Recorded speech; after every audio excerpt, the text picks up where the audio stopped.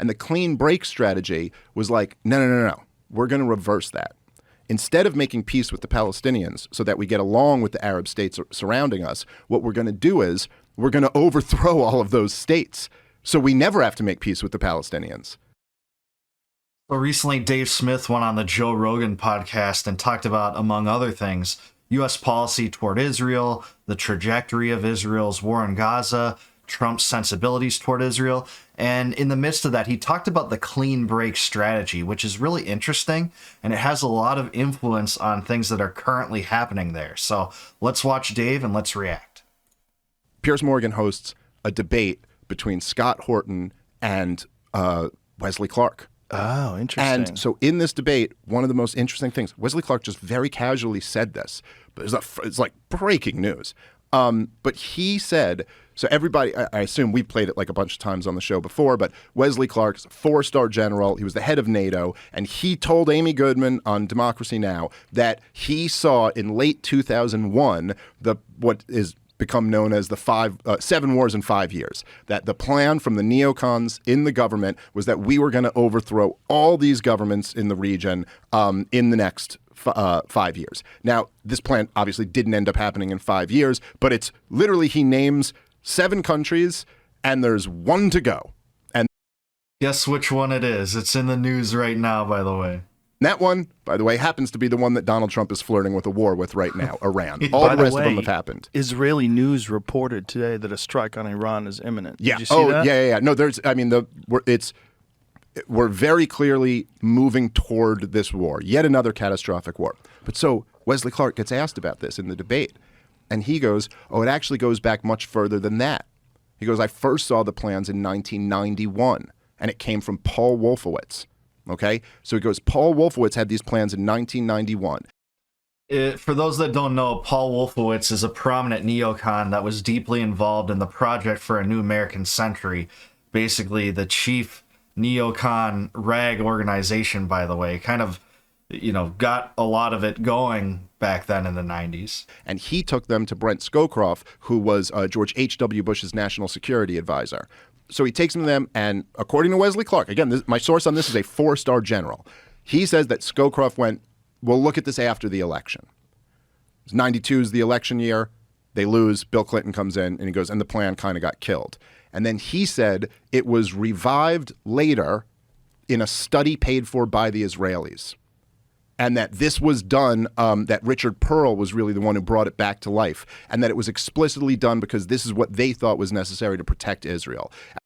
By the way, Richard Pearl is another prominent member of the Project for a New American Century. He might be a founder too, also another prominent figure in the Bush administration. Believe it or not, I'm a recovered neocon. I used to like the guy, so I actually...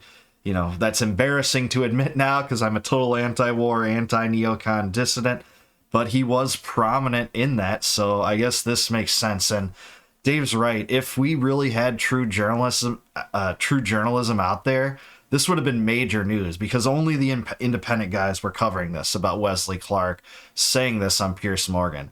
I think the Glenn Greenwalds of the world and Aaron Mateys and others did cover this revelation. But of course, CNN, Fox News, MSNBC are nowhere to be found because who cares? It's just war stuff. It's just, we're so desensitized to these endless forever wars on behalf of Israel. And like, as I've mentioned to you before, now I don't know exactly what study he's referring to, but he said that's what he said. But I do know, as I've mentioned before on this, that anybody can go read The Clean Break. You could Google it right now. It's a clean break, a new strategy for securing the realm, which was a letter written by the guy he mentioned, Richard Pearl and David Wormser, to Benjamin Netanyahu in 1996. It was his first year when he came in as prime minister. And the whole thing is basically the clean break is a break from the peace process, a break from Oslo, because essentially Bill Clinton had gotten Yitzhak Rabin and Arafat to agree to start this 2-state solution process that should be loosely based around 67 borders. You got to finally give these Palestinians a state. You've been occupying them since 1967. You got to finally take your boot off their neck.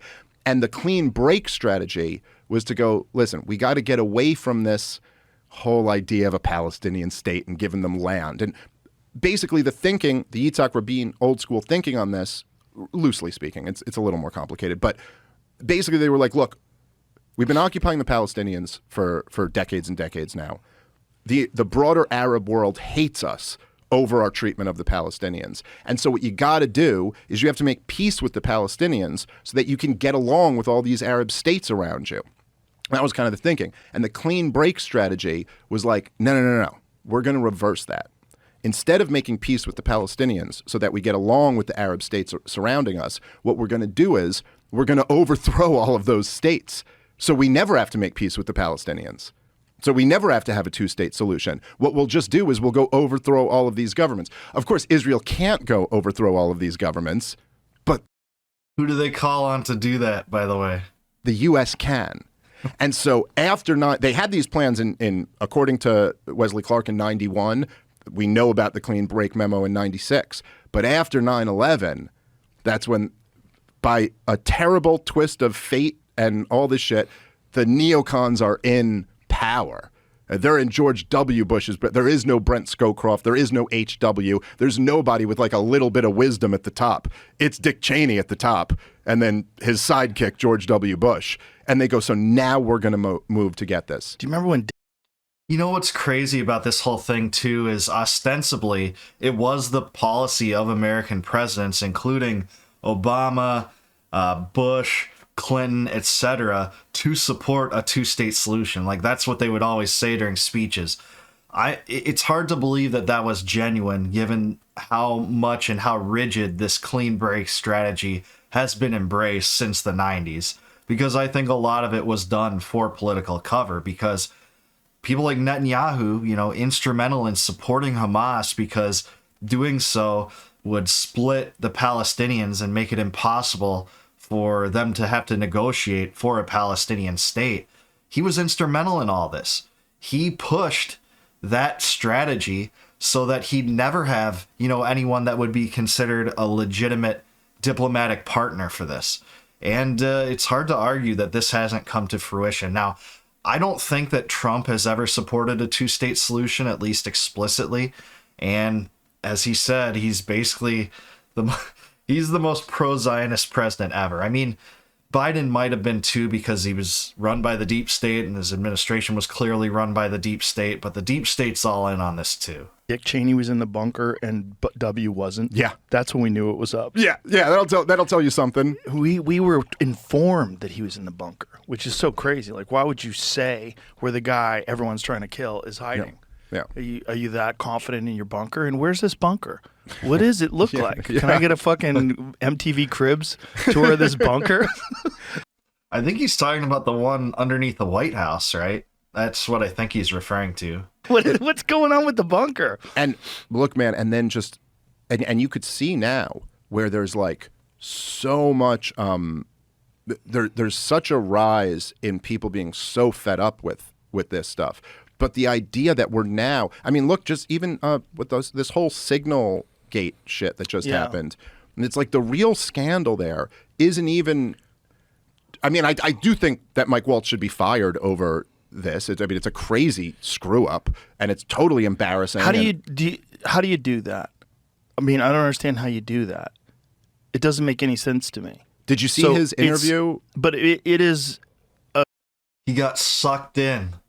Waltz said that he somehow got sucked into the chat. It clearly was that Waltz knew Jeffrey Goldberg prior to this. It's just being covered with lie after lie after lie. He clearly knew Goldberg. They both shared the same foreign policy views completely. A Signal chat between high-level government officials with classified information that's being discussed about war plans. They would claim it's not classified, but it was information about an imminent attack that's about to take place. Seems like that would have to be. How's that not classified? How is that not? If that's top not secret? classified, somebody else should get fired.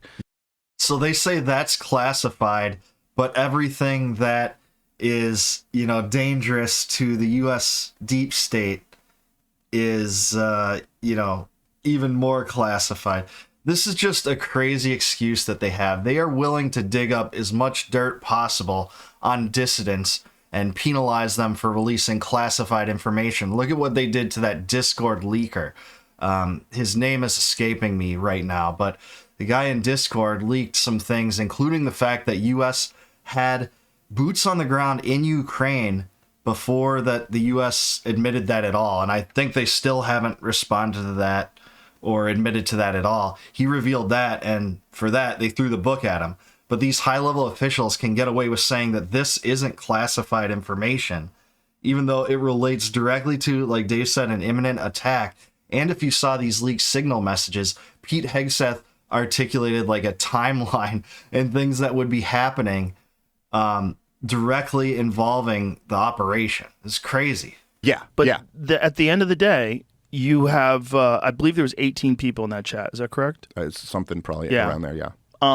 And no one goes over those things before you start addressing this information.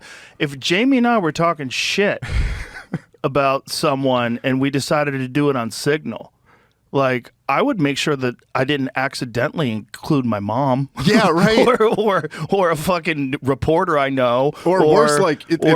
or Trump himself. Or Whoopsies. like your enemy, like Yeah. the person who hates you the most. How could you even... Well, Dave knows this, but it wasn't Mike Waltz's enemy. Jeffrey Goldberg agreed with Mike Waltz on literally everything foreign policy-wise. But Dave's right. I think what he's trying to say is that he is the stated enemy of the Trump administration. This guy is, one of the biggest hoaxsters on that side of journalism at the Atlantic, constantly publishing things about Russiagate and, the Fine People hoax and all the classic stuff that's just bogus. even have that guy in your contact list? Like, what's going on? And also, How do you accidentally include someone? And the chat is, you can't overstate it. Short of the president of the United States, it's the most senior Right. positions. It's How do you not your have CIA someone director going over the list before you go live? It's unbelievable. But I will say that that, and perhaps there's another element. I don't know. I don't exactly know. I know in Trump's first term, the efforts from his own government to sabotage him were profound. They were and recording obvious. him. Yeah, they were framing him for being a Russian spy, his own Yeah. intelligence agencies. And so when you have a conversation like this get leaked to the most anti-Trump, propagandist at the Atlantic, it does raise some questions. Like, Big questions. Was this done intentionally? Was it not? Whoopsies. Yeah, it's and I don't know if you saw, but Waltz he did Laura Ingram's show, like a couple days after it came out, and his answers were just ridiculous. What did he say? It was like she was like, so was this a staffer who messed up? Was someone? And he goes, no. I take full responsibility. But it was, I'm sure a lot of people have a contact with the wrong number saved in the contact or something like that. Yeah, but you don't include that. Yeah, but also Every time I get a new phone, But he also in contradiction to what he said, he stood by that he never knew Jeffrey Goldberg, that he didn't know him, that, he didn't have him in his phone or whatever. But that's crazy. That's insane. He had to have had him in his cell phone. That's the only way you can add them to a Signal chat, or you type in their number and add them as kind of on your list in Signal, and then you can bring them over. But what's the chances that you're going to mistakenly type the foreign policy journalist that you happen to share all views on when it comes to foreign policy? one of the things I do is I go, oh, wow, look at all the dead people on my phone. Right. I have a lot of dead people on my That's phone. depressing, yeah. It's so sad. But I have a lot of friends that I look through my contact list. I'm like, fuck, he's gone. Oh, fuck, he's gone. It's, and I have to make the decision. Do I delete them from my contact list? Generally, I don't. I like seeing their names. Yeah, I know. It's I have weird. an old message from... Man, this conversation got pretty dark right away. It's been dark for a while, but this is a different level of darkness. an old boss of mine. I keep the phone just because it's got the voicemail on it. Yeah, no, I get You know what that. I mean? Yeah. It's like you keep things that you don't need. I have contacts for people that are not just dead, but people that are dead to me. You know what I mean? Like, why do I have them in there? Sure, I don't sure. talk to that guy anymore. Like, but you don't add them to a fucking chat list. That doesn't make any sense. Well, right, and he was claiming like the idea of, which I'm sure has happened to all of us before, where like maybe you're taking down someone's number and you enter it wrong. So like, but that you wouldn't happen to hit the Atlantic journalist guy's number. No, he had to be in contact with that guy. Well, he claims he's never been in contact with him. He's never met him. He's never So had a how did he conversation. include him in then the they chat? found, by the way, then they found pictures of them together at like different events. Oh, so he's so it's already like an lying. Epstein deal. Yeah, he's already lying. It's not, but I will say like that, it's like with a lot of these things, there was like which we've talked about before on the show, but there's the leaked Victoria Nuland phone call where she's deciding who the new government in Ukraine will be. Right, I've like heard right that. around the time. Yeah. Okay, and then at one point she's furious at the European Union for not like moving in faster, and she goes at one point she goes, fuck the European Union, we'll just do it ourselves. We should play that recording. Sure, because it's so crazy. But people should hear it. But the point is that the scandal became that she said, fuck the EU. And you're like, no, dude, that's not the scandal here. That's not, they're like, isn't this undiplomatic of her saying, fuck the European Union? Like, that's the least of what's interesting about this. Yeah, that's so true with the Victoria Nuland call he's talking about. It was in the midst of the Maidan coup where the U.S. assisted in the overthrow of the Yanukovych government. More has even come out on this lately because we know that USAID financed a lot of it and was sending money there to get in, musicians and stuff to play for these protesters to keep these protests going when it was in the coldest part of the Ukrainian winter. So the U.S. was deeply involved in that. And of course, we're told that history began in that conflict the day that Putin invaded Ukraine, which really was, I think, in the 7th or 8th year of the war between the Donbass regions that had, pro-Russian forces that really just wanted neutrality rather than, to be part of this bellicose adversarial toward Russia government that had overtaken the Yanukovych government that was overthrown and Ukraine proper. So we know about that. But Dave is so right about Yemen.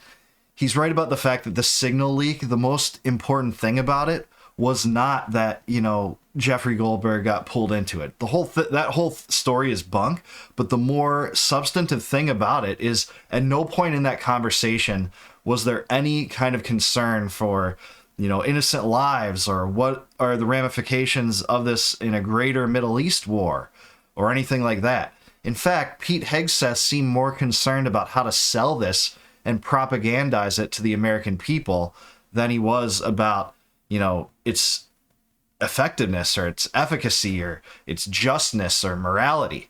In fact, he said, he leaves 2 bullet points there in the Signal chat. If you read it, you know what I'm talking about. But he says, number 1, we can sell it by just saying Biden was weak. And number 2 is Iran, because ostensibly Iranians support Ansar Allah, even though Ansar Allah, which is the Yemen ruling power right now, acts more or less autonomously. But now Yemen is being used by Israel as kind of a proxy to saber rattle with Iran and the U.S. government, by the way, as well. And Iran is that last country in that 7 countries in 5 years thing that the clean break strategy preempted and Wesley Clark talked about. The Trump administration is saber rattling with Iran. But Dave is really right. This clean break strategy, it really has been the status quo U.S. foreign policy since the 90s, despite all the theatrics and all what the politicians say, these supposed 2-state solutions, many of which were either kind of fraudulent assertions that politicians didn't mean, or they just intended to say that and then load it with poison pills like Israel's going to occupy a new Palestinian state, much like they did prior to 2005, meaning that there's no way that the Palestinians would ever want to accept that. So, but what do you think? Let me know in the comments below. Is the clean break strategy something that's destructive to U.S. foreign policy? Is there anything about it you think I'm missing? And do you agree with Dave Smith? I want to know in the comments below. Otherwise, until I see you guys next time, no more war, no more debt, no more inflation, and no more empire. Peace out, guys. I'll see you in the next one.